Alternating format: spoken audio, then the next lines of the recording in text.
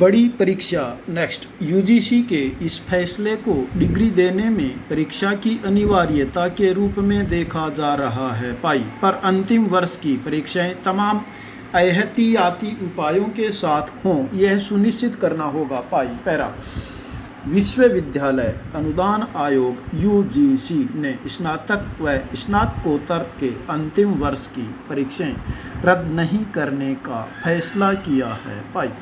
UGC ने परीक्षाओं के लिए गाइडलाइन जारी की है।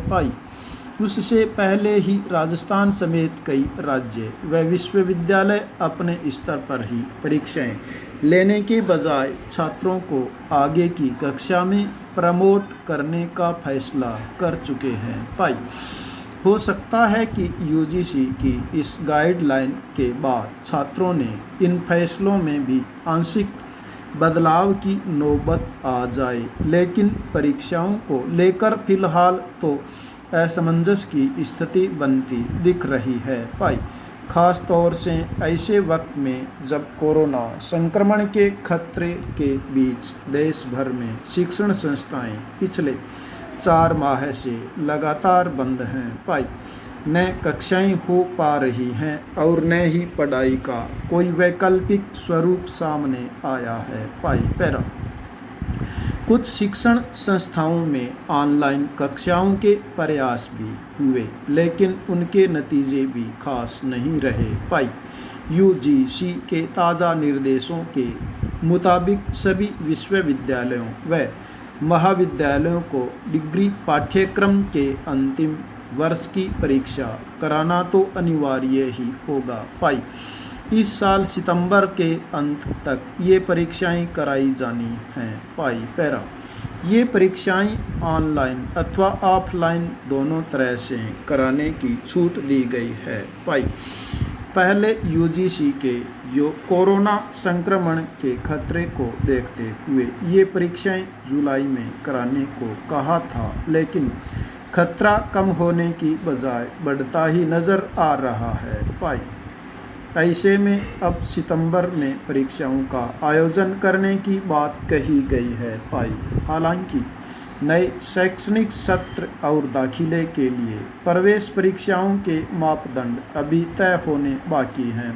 पैरा यूजीसी के इस फैसले को भले ही डिग्री देने में परीक्षा की अनिवार्यता के रूप में देखा जा रहा है, यह सुनिश्चित तो करना ही होगा कि अंतिम वर्ष की परीक्षाएं हों भी तो तमाम एहतियाती उपायों के साथ। वह इसलिए भी क्योंकि कोरोना संक्रमण की रफ्तार लगातार बढ़ती जा रही है।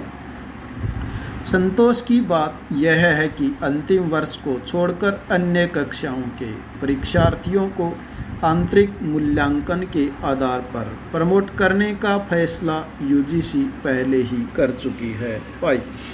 विश्वविद्यालय अनुदान आयोग ने यह भी कहा है कि जो किसी उचित कारण से सितंबर की परीक्षा नहीं दे पाएंगे, उन्हें बाद में भी परीक्षा देने का मौका दिया जाएगा। तमिलनाडु, महाराष्ट्र, दिल्ली, गुजरात व राजस्थान जैसे कोरोना संक्रमण की अधिकता वाले प्रदेशों में इन परीक्षाओं का आयोजन कराना भी बड़ी परीक्षा होगी। स्नातक और स्नातकोत्तर स्तर के अंतिम वर्ष की ऑनलाइन परीक्षाओं का वस्तुनिष्ठ प्रश्नों के आधार पर आयोजन किया जाएगा। विकल्प हो सकता है, लेकिन इसके अलावा ज़रूरत पड़ने पर पाठ्यक्रम भी सीमित किया जा सकता है। पिछले सालों में कई ऑनलाइन प्रतियोगी परीक्षाओं का बेहतर आयोजन इसी आधार पर होता रहा है। परीक्षाएं तो हों, लेकिन इस बात को भी सुनिश्चित करना होगा कि दौरान कोरोना संक्रमण का खतरा नहीं हो। यूँ भी लंबे समय शिक्षा केंद्रों से दूर रहने वालों की मनस्थिति समझी जा सकती है। पैरा किशनगढ़ रियासत के राजघरानों के लिए चित्रकारी करने वाले इस चितेरे ने राधा कृष्ण, शासक, सामंत व संतों की वाणी तक को कुंची के रंगों से निखारने का काम किया है।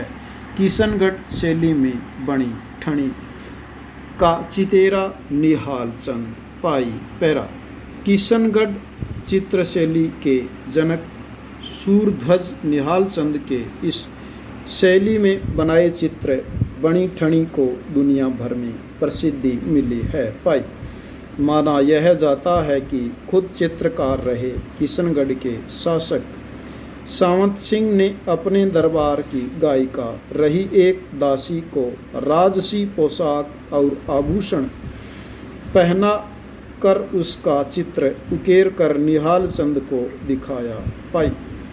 निहाल चंद के बताए संशोधन के अनुरूप निहाल चंद से ही उसे मुकम्मल करा सावंत सिंह ने इसे दरबार में सार्वजनिक करते हुए बनी ठनी नाम दिया पाई। हालांकि निहाल चंद का खुद का कोई चित्र उपलब्ध नहीं है पाई। राज परिवारों के लिए चित्रकारी करने के दौरान ही उन्होंने राधा कृष्ण, कई शासकों और संत नागरी दास के दोहों के अनुरूप चित्र बनाए पाई। निहाल चंद कश्मीर के एक ब्राह्मण परिवार में जन्मे थे पाई।